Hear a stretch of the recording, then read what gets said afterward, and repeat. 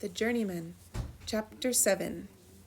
As they approached the Dunkley house, Jared saw with a catch in his heart that there was no light in any window. It was the first time of all the many nights he had drawn near the house that a beam of light had not reached out its friendly gleam to guide him in. They swung into the barnyard, and Jared left the gray one for Tobit to tend. Then he hurried to the house. There was a low, frightening sound issuing from the small room off the kitchen. "I'm coming, Eliza," Jared called through the darkness. He groped his way across the kitchen to the hearth, where he reached for a coal to light a candle with. Then he hurried into Eliza, holding the candle high above him.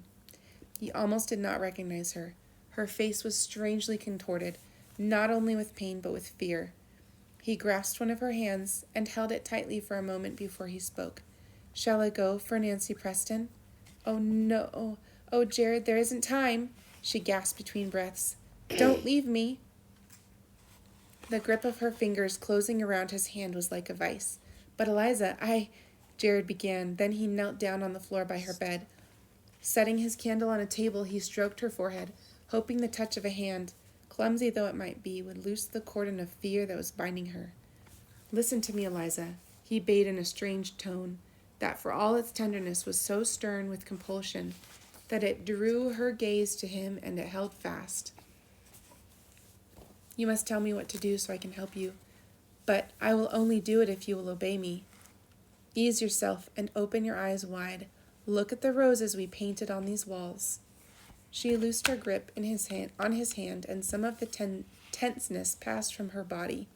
Her lips cast off their taut grimace and found their old way of smiling, wan though the smile was. "Stay with me, Jared. I won't fear then," she whispered. "No, you need not fear. Have faith," Jared said quietly. "See that rose, Eliza? That the candle is shedding its light on? When it bloomed, it opened its petals to the sun and rain, wind and night, and it was cared for through them all. Do you think God would care for the rose and not for you?" No. She clutched his hand again as a spasm of pain shot through her. "Jared," her words came as if there were no voice behind them, only a hard, whistling breath. "I must say something to you now." "Not now, Eliza. Don't trouble yourself so. A little later will do." "Later may be too late for me." She struggled for breath, as a swimmer might for air against an overwhelming wave. "Go for her soon. Claim the thing you love. Promise me you will, Jared." Who's she talking about?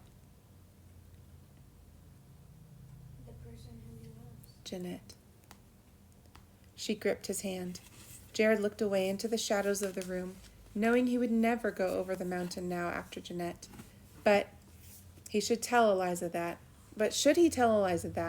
when at this moment her peace seemed to depend upon his promise? "Eliza," he said, "could I talk to you of faith if it were not in my own heart?"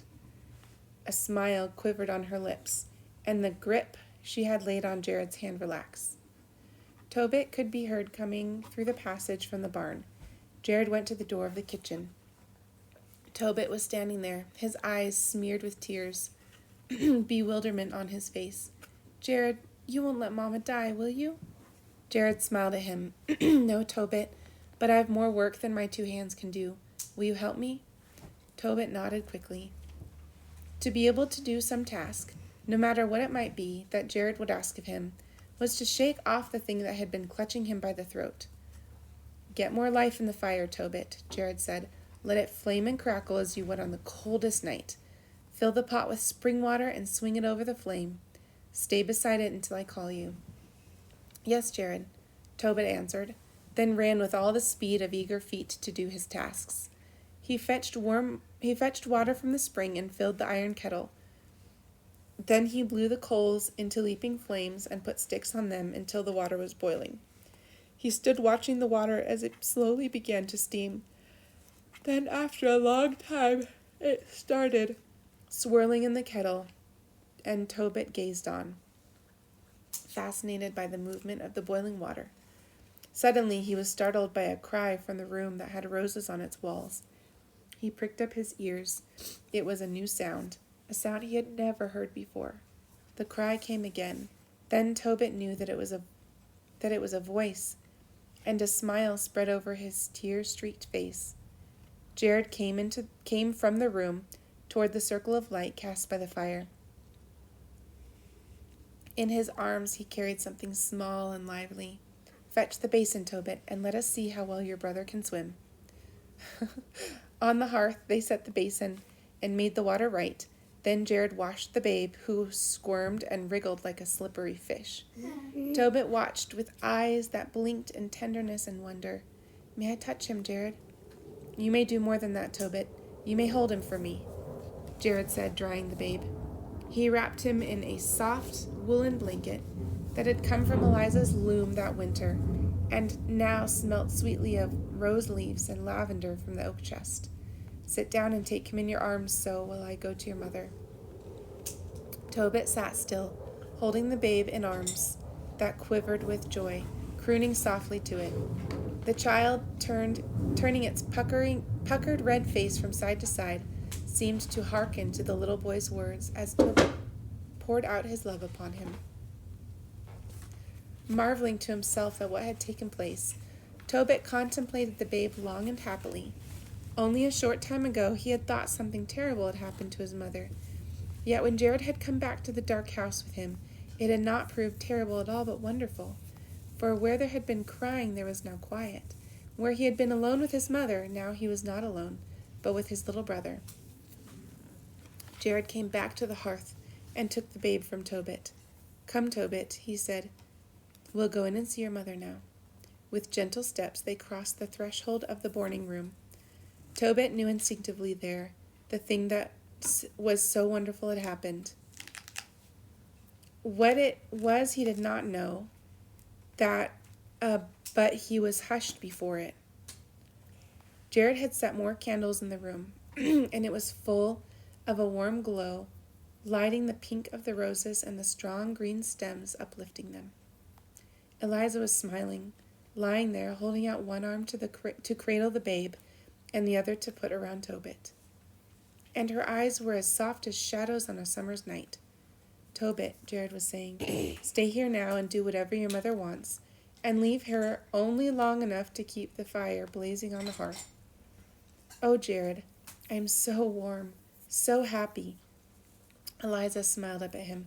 "Think of it, another boy to help John in the fields. But you're not leaving us." "Yes, Eliza. I must hasten to the village to see if John is back and give him the news. 'Twill help speed him to you. You're in good hands." Tobit looked at Jared proudly. His was the task of protection on the first of all nights that his brother was spending in the world. Jared patted him on the shoulder, and then went quietly from the room to the barn, where the gray one neighed in the darkness and guided Jared to her. She nuzzled her nose along his shoulder, and just for a moment Jared leaned his head against her fine, strong neck. The ache in his heart had come back again, now that the moment's urgent needs had been met. He sighed and then tossed the blanket over the sturdy back and led her out the door and into the frosty silence of the night. The mud had frozen, and the ruts in the road made the going slow. The gray one chose her way well, and responding to her master's wish, quickened her pace whenever the road gave her a chance to do so. But it was a long journey, and during it, Jared had time to think things out.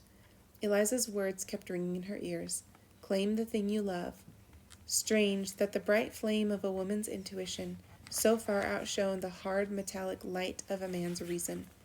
Jared saw now that he had been quick and brave enough to claim Jeanette.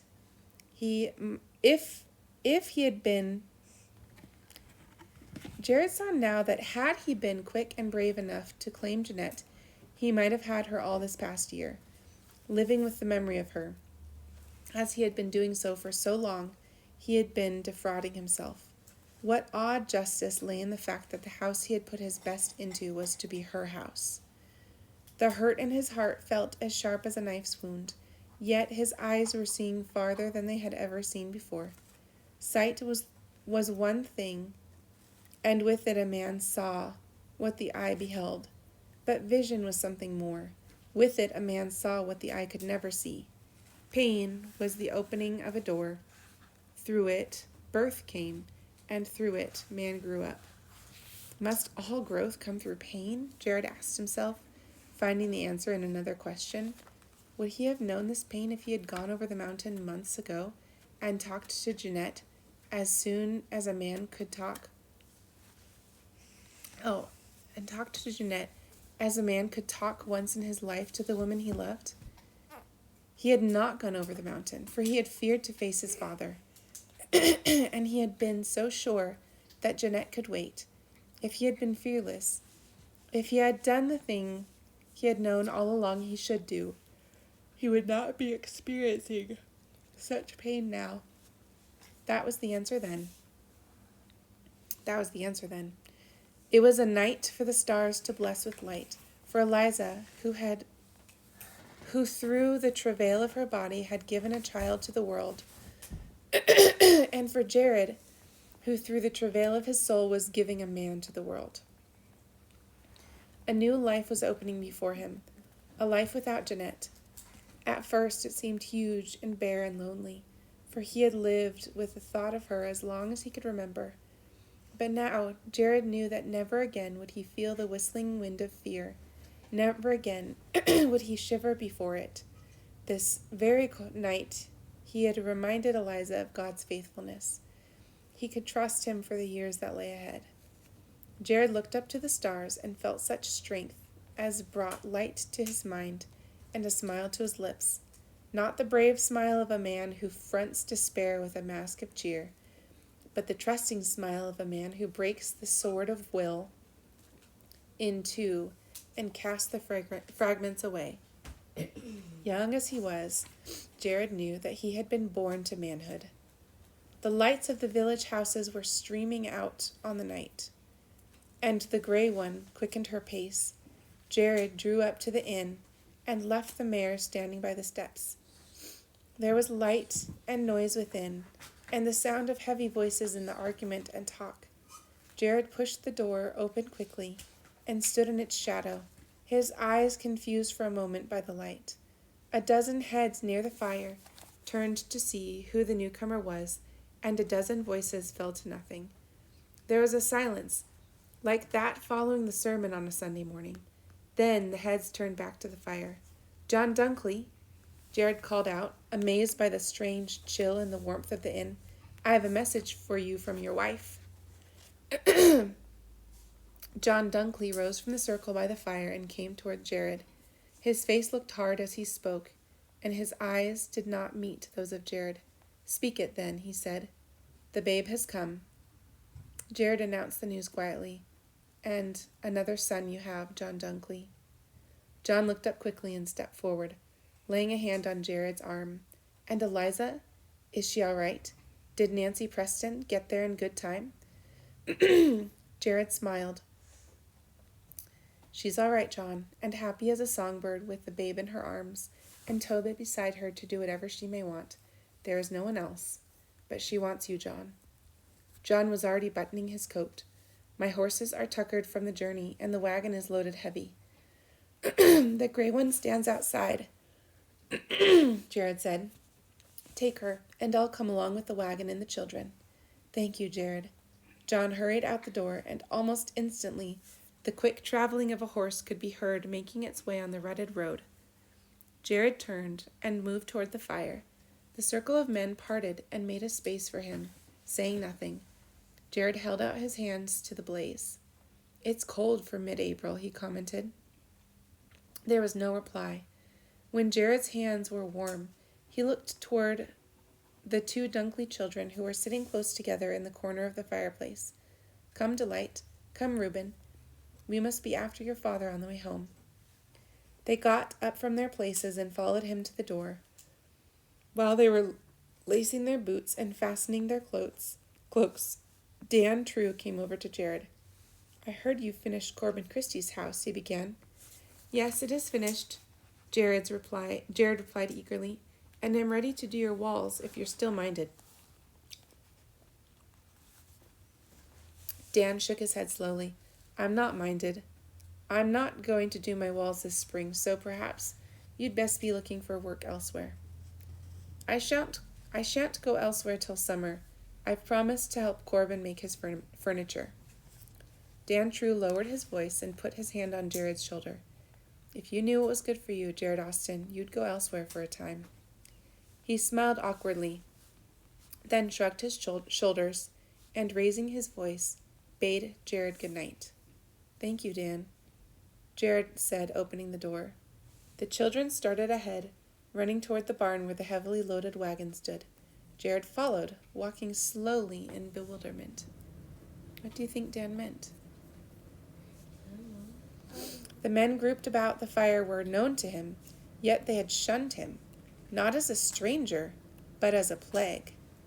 True, they were for the most part men who had suffered through the terrible cold of the winter. Ephraim Twist had lost all his stock one night. The wind had blown out a side of his barn, and he had not known it till morning. Another had lost a newborn child. Another had not enough wood to carry him through the winter, and had to go to the inn for warmth. As Jared thought of them, he knew that the whole countryside had suffered too. John Dunkley had kept stock and children alive, but it had not been easy, as Jared could have told anyone. Corbin Christie had fared well, but his place was small, and he had the strength of 2 men.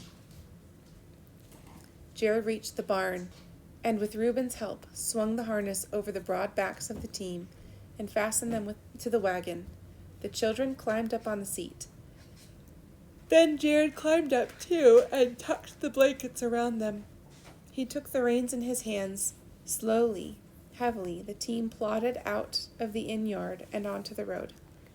Their thickly shod feet cared nothing for the ruts as they moved at one pace only, a deliberate walk. 2 days ago, John Dunkley had gone to market, taking Reuben and Delight with him. Dressed hogs and poultry, cheese and butter, apples and some of Eliza's woolens had been traded or sold for sugar, flour, molasses, salt, fish, and grain for the spring planting. There were supplies for months to come in the well-packed wagon that creaked noisily over the road. Delight looked up at the stars and breathed happily. Then she snuggled her head against Jared's shoulder. Oh, Jared, I'm so glad you came. Those men were saying such silly things, and when you come by, they stopped. She nodded to her brother. You'd better tell him, Reuben. Begin at the beginning, and if you forget anything, I'll remember it. Well, Reuben began, about mid-afternoon we got back from market and we stopped at the inn. The horses were mighty tired, and Father said we could all do with some dinner. It was salt beef and Indian pudding, Delight put in, and ginger water and bannock baked on maple chip by the fire. There were lots of other people there, Reuben went on, and then Mr. Corbin Christie came in the door with a young lady. She was pretty, Jared, Delight added quickly, and her cheeks were as red as the roses you painted on Mama's walls, and her hair was all tossed by the wind. Oh, I know this. Reuben picked up the narrative after his sister's interruption. Then, while Mr. True was giving them supper, Mr. Christie told everyone what wonderful walls you had made for him in his house, and the young lady said she used to know you when you were a little boy like me. Jared nodded. Yes, we grew up together, just like you and Delight. She said. Then Reuben stopped. Go on, Jared urged kindly. I don't want to. You must always finish what you have begun, Reuben. Reuben swallowed hard. Then he began again. She said that when you were born, all the apples were killed, and your mother died too, that it was cold as it had been this past winter, and that now you have come back to these parts, it is cold again. Jared felt the night wind around him as if he were in a house with all its windows suddenly opened. And then, he asked, trying to keep his voice steady. Then, Reuben breathed more easily, since the worst was over. Then the young lady and Mr. Christie went off riding over the mountain, and everyone began to talk, and they didn't stop till you came in the door. What did they say? Jared felt that his voice was coming from far away. Lots of things. They said you had brought the cold with you, and that you were the devil. Delight laughed as if it were a good joke. Even I could have told him that the devil comes from a hot place. That shows how silly they were. You won't go away, will you, Jared? Reuben pleaded. Why should I go away? Everyone said you should. They said you'd be better off. No, Jared answered, and his voice was firm and strong. I won't go away. I have work to finish here, and a man can't look for more work, till he finishes what he's got at hand.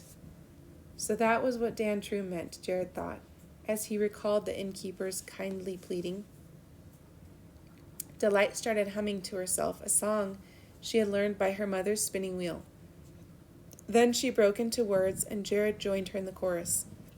There was a little woman, as I've heard tell. Fall lol diddle diddle doll.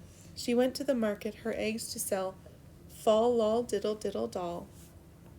She went to the market all on a market day, and she fell asleep all on the king's highway. Fall de roll de lol lol lol. Fall lol diddle diddle doll. Their voices were high and merry on the night, louder than the creaking of the wagon wings. They were rounding the bend, and the horses were pulling harder, as if they knew that their own warm barn was near. Lights were shining from the house. Smoke rising from the chimney lifted itself high and swung like a plume in the air. Jared stopped at the door to let the children down. Go and greet your new brother. I'll be in after the horses are bedded. With shouts of glee, Reuben and Delight ran into the house. Jared backed the wagon into a covered shed and undid the traces that led the horses into the barn. They had a long day's hard pulling, and from their ponderous strength were weary. Jared rubbed them down well and mixed mash for them, thinking that it was well the days of outdoor pasture were at hand, as the meal was getting low. He stroked their great heads as they bent over their mangers and talked to them in a way they felt understood. He felt they understood. Then he went over to the gray one to see her. She had grown wise during the years that they had been itinerating together, and there were times when Jared liked to turn to her for counsel. She whinnied as he came into her stall, lifting her velvet nose from the hay to rest it on Jared's shoulder. Footsteps could be heard coming from the house. Streaks of light from a tin lantern preceded John Dunkley's entrance into the barn. Jared, he called, holding the lantern above his head. Here I am. Jared stepped out of the shadow of his mare into the circle of light. John Dunkley drew nearer. Then he put his hand on Jared's shoulder. Thank you, Jared, for all you've done for Eliza this night. He hesitated. Gratitude was in his heart, but the expression of it came awkwardly to his tongue. Jared's smile gave a light to his face in the darkness of the barn. Say naught about it, John. It was little enough that I could do. And Jared, I'm ashamed. John hung his head for a moment, then lifted it and faced the young man squarely. I want to say I'm sorry for speaking to you the way I did at Dan True's. I'll stand by you, Jared, after what you've done this night. No matter what happens, you've always got a home with us. Remember that. John, I don't understand what this means. The children prattled about something on the way home, but it made small sense to me. It means, Jared, that a few of the folk around here are against you. But I've done nothing wrong. There's been a lot of suffering this cold winter, and they're trying to find somewhere to lay the blame. You were handy, and they've had too much time to sit around and gossip. But weather's weather, John. Man has naught to do with it, but make the best of what comes to him. Did it all start with what Corbin's lass said? She meant no harm, I'm sure of that. She meant no harm, but she made it all the same. She told of the cold that came when you were a babe, and how she'd heard there was no cold like it in all the years since. When she and Corbin left, the men started talking. And drinking, too, I'll wager. Yes, there was rum nearby to warm their blood and twist their minds. They said there had never been such a winter, and then they got to saying how the weather turned when you came here, and then... Well, what then, John? Jared felt like a school teacher prompting the recital of a lesson. Then they tried putting two and two together. They said the skill that you had with the brush couldn't possibly be your own, but must come from the dark place. Jared smiled and shook his head. Reluctantly, Dunkley added, "They said it was an odd thing, your not feeling the cold as most folks did. 'Twasn't natural." Jared smiled again. "And what else, John? I'm learning many things about myself." "I had told them one time how you cosseted my calf to life, and they brought that up, said that only a man with inhuman powers could do such a thing." "John, there was life in the calf. It needed only to be awakened." Jared shook his head again. "Sounds like it was the rum speaking." "Rum or no, it's bad business when men get to talking that way, seeing things that way." John Dunkley sighed, and then he went on, "I'm worried, Jared. Folks used to be tried for witchcraft, and hung too, on far less score than these men have against you." "Not in New Hampshire," Jared replied stoutly, "and not in all of New England for 100 years or more." "True," John agreed, "but madness, once aroused, is hard to stop. You ought to go away, Jared." "Go away? And leave a lie hanging in mid-air?" Jared shook his head. "No, John. I'll stay until every man takes back his words. But I'll not bring harm to this house. I'll go on living at Corbin's if he'll have me, and if you won't, I'll live in the woods." Jared turned to lead the gray one from her stall. "You're not leaving now?" But for all the kindness in John's question, there was relief too. Jared nodded. "Yes, Eliza's most likely asleep, and the children will soonest forget what they've heard if I'm not around to remind them of it." "Have you had any supper?" John asked, eager to do something.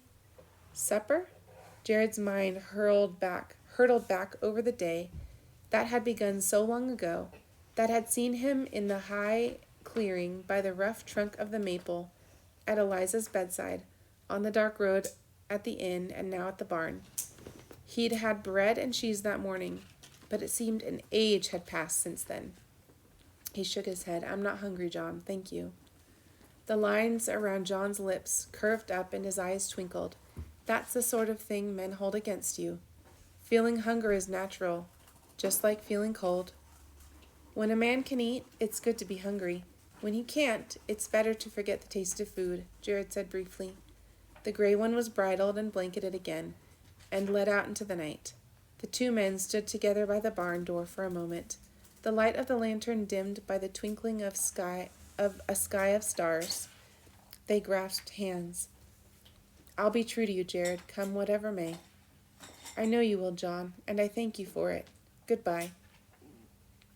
Jared mounted the mare and took the reins in his hands, pointing her head up the mile-long climb to Corbin Christie's. And there was an odd lightness in his heart, which the gray one responded to as she picked her way quickly and skillfully over the frozen ridges in the road.